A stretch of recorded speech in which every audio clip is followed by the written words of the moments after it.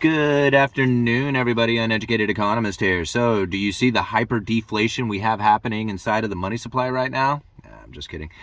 Really, we have balance sheet shrinking right now at the fastest pace in over 90 years, since like the 1930s. This is not actually surprising. Anybody who's really been following the Federal Reserve and the quantitative easing that has taken place over the last couple of years, and the massive expansion of the balance sheet that has taken place, it's not a surprise to see that we would have such a dramatic withdrawal off the balance sheet, like the shrinking of the balance sheet. And what's going on here? Now, I'm just going to try and do a brief video for you, because a lot of people are new to the idea of what the Federal Reserve is, trying to follow the economy, trying to figure out what money supply is. And some of this stuff can get very confusing very fast. And now, to try and understand like the Federal Reserve and the monetary supply and all the credit issuance and how all this stuff is like understood, it gets very overwhelming very fast. Now, there's different ways of understanding the money supply. You got M1, M2, M3, on, right? And really, for the most part, people will follow the M2 money supply. That is the most likely close to cash and cash equivalent assets that you're going to find as far as the different things that you can study out there as far as the monetary supply goes. Now, when it comes to the Federal Reserve and the expansion of the money, that is a very interesting question, because a lot of people hear like the quantitative easing, money printer go burr, money injection, and they think like, okay, the Federal Reserve has printed up all this money and shoved it out to the system, and now everybody has this money out there and they're playing with this money. But that's not really how it goes down. The Federal Reserve, when they do the quantitative easing, what they are doing is they are buying assets, because the Federal Reserve just can't go out there and just hand money out. A lot of people think that's what happened, but that's not what happened. The Fed can't do that. Now, the Treasury and the government, after they get the money, they can just hand it out. But the Federal Reserve, they can't, right? So they buy stuff. Now, typically what they are buying is they're buying assets. And now assets to us, when we think of assets, we're thinking of cars or houses or, gold or something like that. To them, assets are debts, other people's debts, and they buy those debts. And now a lot of that debt is the U.S. government's debt. But it's not just the U.S. government. They also buy things like mortgage-backed securities. And those were the two big purchases coming from the Federal Reserve during the quantitative easing programs. Now, the mortgage-backed securities, that's all the mortgages, well, not all the mortgages, but a bunch of mortgages that have been put into a security. They basically put it into a box and sell it off to an investor. The Federal Reserve was buying a bunch of those during the pandemic. They also bought a bunch during the housing market crash, the great financial crisis back in 2008. These are the quantitative easing programs. The Fed loads up on mortgage-backed securities and treasuries, U.S. treasuries coming from the government. But again, they don't buy these treasuries straight from the government. They buy them through the primary dealers. So everything that the Federal Reserve has purchased has already been purchased out there on the market. They're buying it from the secondary market. So it's the primary dealers, the big banks. They go to the treasury auction. They're the ones who load up on the treasuries. Then the Federal Reserve steps in and buys these treasuries from the market, which happens to be these primary dealers. Now, granted, if you're one of these primary dealers and you got the Federal Reserve saying, hey, yo, we're buying these things every single month at a massive amount, it gives you a lot of confidence that you can go out there and pay a high price for these U.S. treasuries, knowing that the Federal Reserve is going to be buying them up. So it pretty much guarantees that there's going to be a giant buyer inside the U.S. Treasury market, and that drives the prices up and the yields down. And this is how the interest rates are able to be pushed down throughout the entire economy.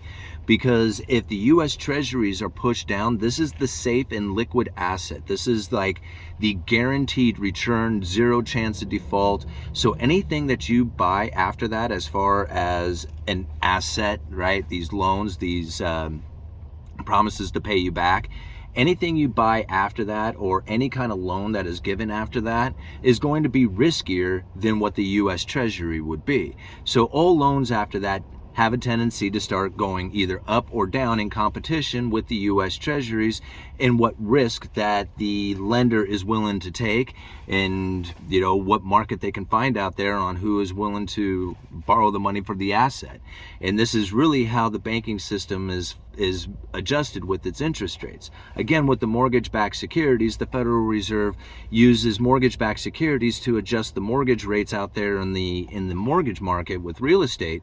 And again, when you have a buyer of mortgage-backed securities, a guaranteed buyer, it drives the prices up and the yields down. And this is how they were able to keep the mortgage rates down during the pandemic, is by buying up a lot of those mortgage-backed securities. Now, what is happening? The Federal Reserve is unwinding that stuff. They're not buying it anymore, right? And now they're allowing this stuff to either mature or roll off the balance sheet. That's what they refer to it as. So these treasuries, they buy long-term, short-term, whatever, they start to mature. And that means the principal comes back plus the interest payments that they had made. And this is what the Federal Reserve is then not rolling those money back over into new treasuries. Or they could roll it over to new treasuries in order to adjust the balance sheet to the appropriate amount of shrinkage that they want to do. But for the most part, a lot of that money, most of that money is coming back, and it disappears. See, a lot of people think that once that money gets out there, it stays out there in the system. And then everybody is out there trying to, compete for this money, and it's going to cause this hyperinflation scenario. But that's not really what's taking place. Right now, it's going quite the opposite, where this money is now coming back to the Federal Reserve. So the competition for money starts to increase, and now the demand for money, or the cost of money, starts to go up as well, as the markets now have to figure out what it is that the level of these treasuries should be. And that's where we start finding the obscurities. That's why you find where some corporate debt ends up being below the U.S. Treasuries, where typically that wouldn't be something you would find. But the unwinding of this balance sheet, trying to find the appropriate equilibrium within the market, and then the need for a safe place to park some money, and the idea that the Federal Reserve is going to be dropping interest rates into the future, gives you a very unaware idea of what it is that you should be putting your money to. So a lot of this corporate debt is getting funded by the market, with the perception that the Federal Reserve is going to be dropping interest rates, and that corporate debt can be sold off into the future. This is really how the money system is going to, when they shrink this puts the competition on everybody to try and acquire the money in order to meet our bills, to make our debt payments, all this stuff. And this is why it was going to become so painful. It's not the idea that the Federal Reserve is trying to purposefully hurt people. What they are trying to do is take out the malinvestment, to reel in the irrational exuberance. I mean, you think about how high houses went. Think about how high, as far as the price of cars went.